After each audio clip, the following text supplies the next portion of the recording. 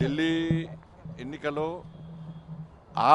Aam Aadmi party ఎన్ని తప్పుడు ప్రచారాలు చేసినా, ఎన్ని వాగ్దానాలు ఇచ్చినా కూడా ప్రజలు నమ్మే పరిస్థితి లేదు.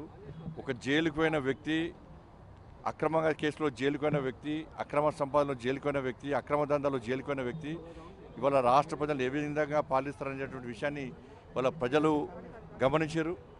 కాబట్టి మాకు జైలు రాజ్యం మాకొద్దు, మాకు ప్రజాస్వామ్యబద్ధంగా పాలన కావాలి. ఒక నీతి నిజాయితీ వంతుడైనటువంటి నరేంద్ర మోడీ గారి నేతృత్వంలో ఈ దేశంలో ఏ విధంగా నీతివంతమైన పాలన జరుగుతుందో, ప్రజాస్వామ్యబద్ధంగా పాలన జరుగుతుందో అటువంటి పాలన ఢిల్లీలో రావాలని చెప్పి ప్రజలందరూ ఆలోచించారు.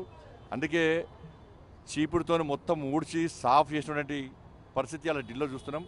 వారు వన్ సైడ్ విధంగా ఇలా భారతీయ జనతా పార్టీకి అనుకూలంగా ఇలా ఫలితాలు వస్తున్నాయి.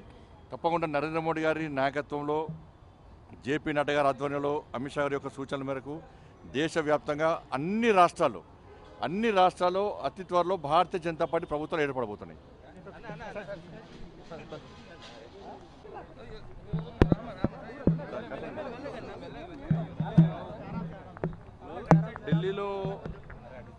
ఢిల్లీలో మేధావి వర్గంతో పాటు,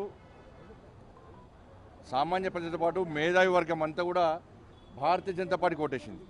ముఖ్యంగా ఉద్యోగస్తులు అందరూ కూడా భారతీయ జనతా పార్టీకి ఓటేశారు. కాబట్టి ఢిల్లీ మాదే, నెక్స్ట్ జరిగేటువంటి ఎమ్మెల్సీ ఎన్నికలు కూడా మాయే. ఇక్కడ కూడా మేధావి వర్గానికి అప్పీల్ చేస్తా ఉన్నా, ఉపాధ్యాయులకు అప్పీల్ చేస్తా ఉన్నా, నిరుద్యోగ యువతకు అప్పీల్ చేస్తా ఉన్నా. ఎమ్మెల్సీలో ప్రశ్నించేది భారతీయ జనతా పార్టీ. అధికార పార్టీకి ఓటేస్తే ప్రశ్నిస్తే సస్పెండ్ చేస్తారు పార్టీలకు వెళ్ళి. ఇలా ప్రశ్నించేది భారతీయ జనతా పార్టీ. కాబట్టి ప్రశ్నించేటువంటి భారతీయ జనతా పార్టీకి, పోరాటం చేసే భారతీయ జనతా పార్టీకి, మీకోసం ఉద్యమించే భారతీయ జనతా పార్టీ అభ్యర్థులైనటువంటి ఎమ్మెల్సీలో, ఈ 3 ఎమ్మెల్సీలో భారతీయ జనతా పార్టీ గెలిపించండి. ఢిల్లీ మేధావి వర్గం ఏ విధంగా మంచి నిర్ణయం తీసుకుందో అదే నిర్ణయాన్ని తెలంగాణ రాష్ట్రంలో 3 ఎమ్మెల్సీ ఎన్నికల ప్రాంతంలో మేధావి వర్గము ఇలా ఆలోచించి మీ ఓటును వేయించుకొని ఢిల్లీ మాదే, ఇక్కడ 3 ఎమ్మెల్సీలు మాయే.